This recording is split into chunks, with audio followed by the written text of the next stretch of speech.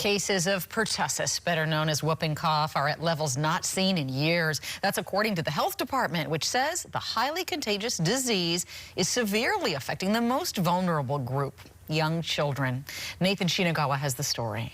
Last year, the health department says there were a total of 84 whooping cough cases reported statewide.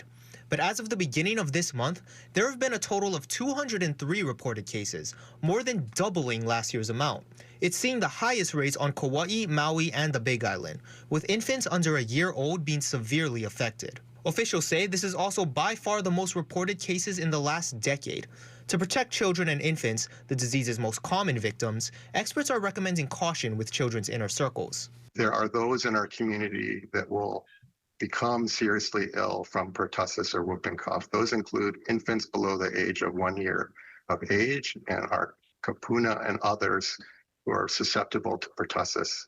We should all do our part to make sure that those in our community are protected against pertussis. With school back in session at the same time pertussis and germ spread overall is at its strongest, experts are also stressing the importance of keeping a healthy lifestyle and, if possible, staying up to date on your vaccinations. Stick with water, milk.